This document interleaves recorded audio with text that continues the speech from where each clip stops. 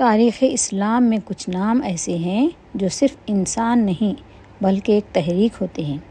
ایک ایسا بادشاہ جس نے تلوار سے زیادہ اپنے کردار سے دل جیتے، ایک ایسا مجاہد جس نے دشمنوں کو بھی اپنا گرویدہ بنا لیا، ایک ایسا حکمران جس نے بیت المقدس کو آزاد کرا کے امت مسلمہ کا سر فخر سے بلند کر دیا۔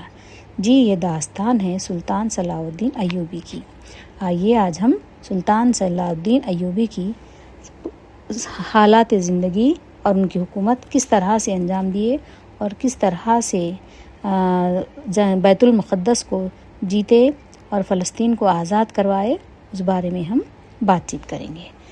السلام علیکم رحمۃ اللہ وبرکاتہ۔ سلطان صلاح الدین ایوبی کا اصل نام یوسف بن ایوب بن شازی تھا۔ خاندان شازی آپ کا تعلق کرد خاندان سے تھا جو بہادری، وفاداری اور سادگی کے لیے مشہور تھا۔ آپ کے والد کا نام نجم الدین ایوب تھا۔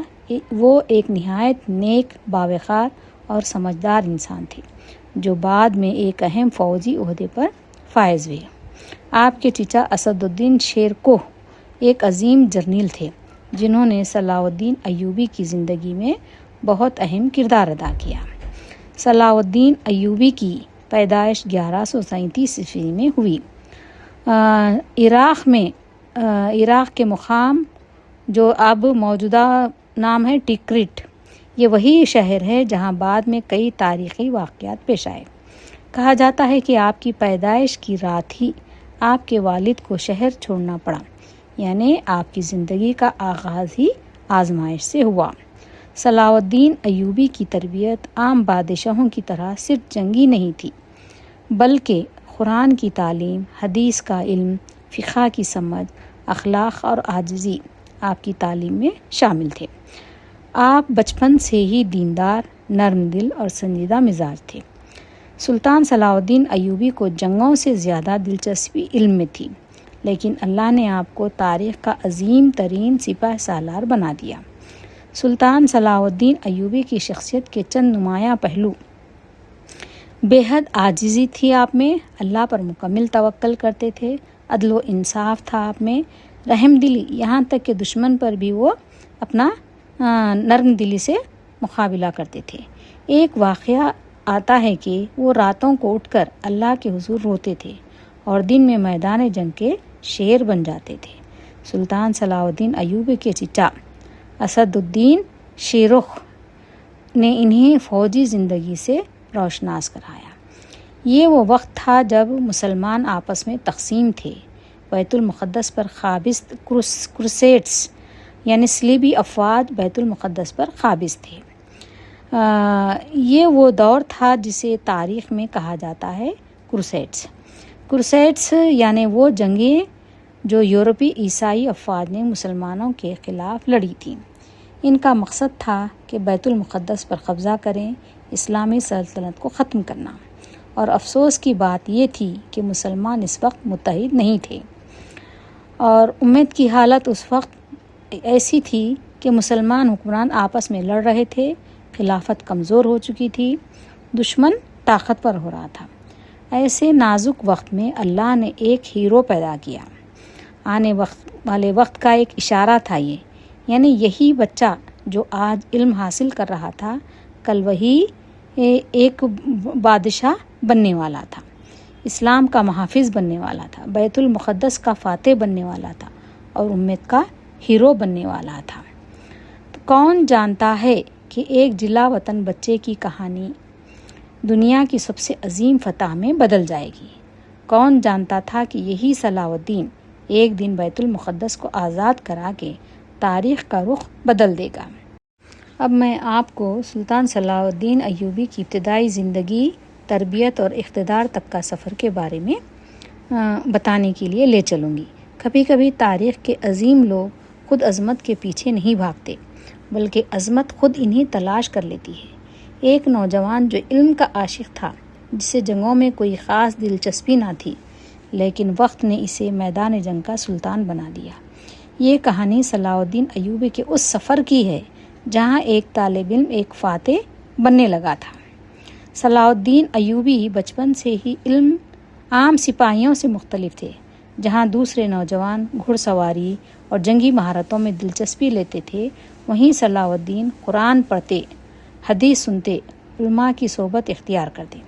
انہیں خاص طور پر فقہ اور دین کی سمجھ حاصل کرنے کا شوق تھا۔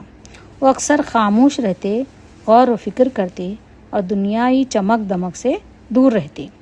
ان کی شخصیت کے چند نمایاں پہلو میں بتاؤں گی۔ سنجیدگی تھی آپ میں، عاجزی تھی، کمگوئی اور گہری سوچ کے حامل تھے۔ وہ نہ تو جلد بازی کرتے تھے اور نہ ہی غصے میں فیصلے لیتے تھے۔ یہی خصوصیت بعد میں انہیں ایک عظیم لیڈر بناتی ہیں۔ صلاح الدین کو عملی زندگی میں لانے کا سہرا جاتا ہے ان کے چچا اسد الدین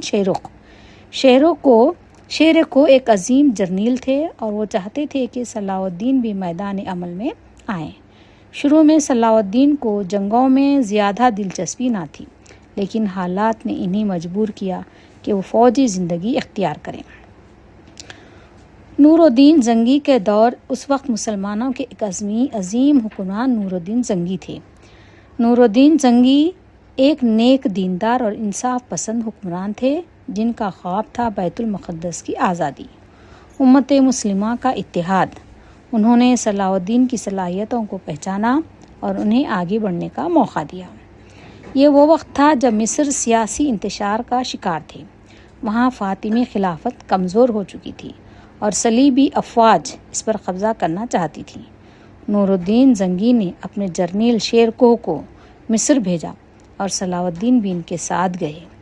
مصر کا میدان صلاح الدین کے لیے ایک نئی دنیا تھا۔ یہاں انہوں نے سیاسی چالیں دیکھیں، سازشیں سمجھیں، جنگی حکمت عملی سیکھی۔ وہ آہستہ آہستہ ایک عام سپاہی سے ایک سمجھدار کمانڈر بنتے جا رہے تھے۔ شیرکوہ کی وفات وہاں پر یعنی مصر کو جانے کے بعد حالات قابو میں آنے لگے تو اچانک ایک بڑا حادثہ واقع ہوا، یعنی شیرکوہ کا انتقال ہو گیا۔ یہ وہ لمحہ تھا جہاں تاریخ نے ایک نیا موڑ لیا۔ شیرکوہ کی وفات کے بعد ایک ایسا فیصلہ ہوا جس نے سب کو حیران کر دیا۔ صلاح الدین ایوبی کو مصر کا وزیر بنا دیا گیا۔ یہ فیصلہ کیوں ہوا؟ کیونکہ وہ ایماندار تھے، نرم مزاج تھے، سب کو قبول تھے۔ لوگوں نے انہیں کمزور سمجھا، لیکن وہ نہیں جانتے تھے کہ یہی نوجوان جلد ایک عظیم سلطان بننے والا ہے۔ صلاح الدین نے وزارت سنبھالتے ہی نظام کو بہتر کیا، بدعنوانی ختم کی، فوج کو منظم کیا اور سب سے اہم قدم فاطمی خلافت کا خاتمہ کیا اور دوبارہ سنی خلافت کا قیام عمل میں آیا۔ یہ ایک بہت بڑا تاریخی انقلاب تھا جو بغیر شور کے مکمل ہوا۔ صلاح الدین نے ہمیں سکھایا، اصل لیڈر وہ ہوتا ہے جو خدمت کرے۔ اقتدار مقصد نہیں، ذمہ داری ہوتا ہے۔ طاقت کے ساتھ رحم بھی ضروری ہے۔ اب صلاح الدین صرف وزیر نہیں رہے تھے، وہ ایک طاقت بن چکے تھے۔ مصر مضبوط ہو گیا، فوج تیار ہو گئی، عوام ان کے ساتھ کھڑی ہو گئی اور اب اگلا ہدف واضح تھا، یعنی بیت المقدس کی آزادی۔ صلاح الدین راتوں کو جاگتے تھے اور سوچتے تھے کب تک بیت المقدس دشمن کے قبضے میں رہے گا۔ یہ صرف ایک شہر نہیں تھا، یہ مسلمانوں کے ایمان کا حصہ تھا۔ صلاح الدین نے فوج کو مضبوط کیا، اتحاد پیدا کیا، حکمت عملی تیار کی۔ وہ جلد بازی نہیں کرتے تھے، بلکہ وقت کا انتظار کرتے تھے۔ ایک نوجوان جسے لوگ کمزور سمجھتے تھے، آج ایک سلطنت کا ستون بن چکا تھا۔ وہ خاموشی سے تیاری کر رہا تھا، کیونکہ اسے معلوم تھا کہ آنے والا وقت تاریخ کا رخ بدلنے والا ہے۔ اب ہم سلطان صلاح الدین ایوبی کی مضبوطی، ان کی امت کے ساتھ اتحاد اور صلیبوں کے خلاف آغاز کا جہد، یعنی کس طرح سے آپ نے حکمت عملی سے اقتدار کو حاصل کیا، ہم تفصیل دیکھیں گے۔ تاریخ میں کچھ لمحے ایسے ہوتے ہیں جہاں ایک انسان نہیں بلکہ ایک پوری امت کا مستقبل فیصلہ ہوتا ہے۔ ایک طرف بکھری ہوئی مسلم دنیا اور دوسری طرف متحد صلیبی طاقتیں، لیکن پھر ایک مرد مومن اٹھتا ہے جو تلوار سے پہلے امت کو جوڑتا ہے۔ یہ وہ دور ہے جہاں صلاح الدین ایوبی صرف ایک حکمران نہیں بلکہ ایک امت کا قائد بن کر ابھرتے ہیں۔ مصر میں وزارت سنبھالنے کے بعد صلاح الدین ایوبی نے سب سے پہلا کام کیا کیا دیکھیے، اندرونی نظام کو مضبوط کرنا شروع کیے، بدعنوانی کا خاتمہ کیے، عدل و انصاف کا قیام عمل میں لائے۔ انہوں نے یہ بات اچھی طرح سمجھ لی تھی، کمزور اندرونی نظام کے ساتھ کوئی بھی جنگ نہیں جیتی جا سکتی۔ صلاح الدین نے عوام کے ساتھ ایسا سلوک کیا کہ غریب لوگ محفوظ ہو گئے، ظالموں کو سزا ملنے لگی اور انصاف عام ہو گیا۔ وہ خود بھی سادہ زندگی گزارتے تھے، نہ کوئی شاہی غرور تھا نہ تکبر تھا۔ اسی وجہ سے عوام ان سے محبت کرنے لگے۔ اچانک ایک اور بہت بڑا حادثہ پیش آیا، یعنی نور الدین زنگی کا انتقال۔ یہ خبر پورے عالم اسلام کے لیے صدمہ تھی، کیونکہ وہی مسلمانوں کے اتحاد کی سب سے بڑی امید تھی۔ نور الدین زنگی کے بعد مسلم حکمران آپس میں لڑنے لگے، اقتدار کی جنگ شروع ہو گئی، اتحاد ٹوٹنے لگا۔ دشمن یہی چاہتا تھا۔ یہاں صلاح الدین نے ایک تاریخی فیصلہ کیا۔ فوراً جنگ نہیں کی، جلد بازی نہیں کی، بلکہ حکمت سے کام لیا، حالات کو سمجھا، آہستہ آہستہ کنٹرول حاصل کیا۔ صلاح الدین نے اپنی توجہ مصر سے ہٹا کر شام کی طرف کی، کیونکہ اصل طاقت کا مرکز وہی تھا۔ انہوں نے دمشق کی طرف پیش قدمی کی، مختلف علاقوں کو اپنے ساتھ ملایا، بغیر بڑی لڑائی کے کئی علاقے حاصل کیے۔ آخر کار ایک اہم کامیابی آپ کو ملی، یعنی دمشق میں یہ شہر مسلمانوں کے لیے بہت اہم تھا۔ دمشق کے حصول کے بعد صلاح الدین کی طاقت کئی گنا بڑھ گئی۔ صلاح الدین نے صرف جنگ نہیں کی، بلکہ رشتے بنائے، مذاکرات کیے اور لوگوں کے دل جیتے۔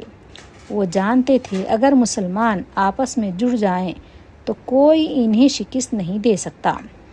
دوسری طرف صلیبی افواج مسلسل طاقتور ہو رہی تھیں۔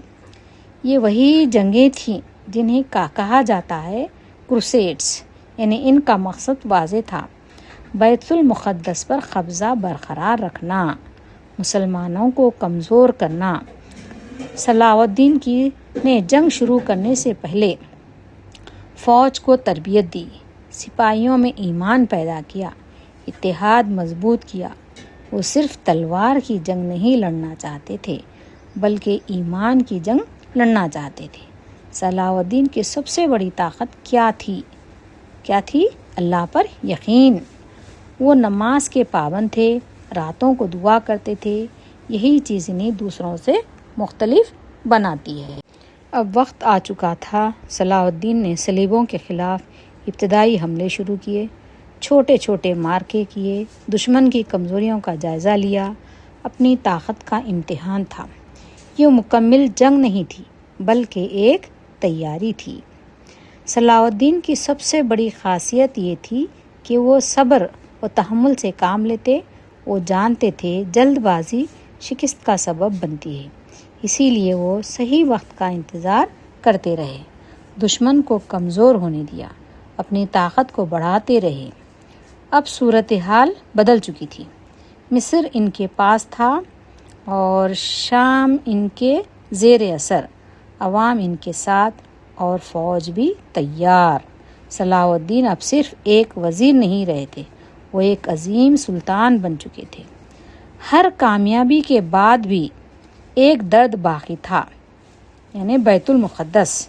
وہ ابھی بھی صلیبوں کے قبضے میں تھا، اور یہی صلاح الدین کی سب سے بڑی خواہش تھی، اس کی آزادی۔ اب سب کچھ تیار تھا، یعنی فوج تیار تھی، حکمت عملی تیار تھی، اتحاد تھا۔ صرف ایک چیز باقی تھی، یعنی فیصلہ کن جنگ۔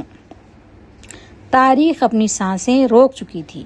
ایک طرف صلیبی طاقتیں اور دوسری طرف ایک متحد مسلم لشکر، اور درمیان میں ایک مرد مومن جو صرف جنگ نہیں تاریخ لکھنے والا تھا۔ یہ ویڈیو کو لائک کریں، جو ابھی تک سبسکرائب نہیں کیے وہ جلدی سے سبسکرائب کریں، اور اس ویڈیو کو شیئر بھی کریں، کیونکہ صلاح الدین ایوبی کی سیکنڈ ویڈیو بہت جلد آنے والی ہے، تاکہ اس کو دیکھ سکیں اس ویڈیو کو دیکھنا نہ بھولیں۔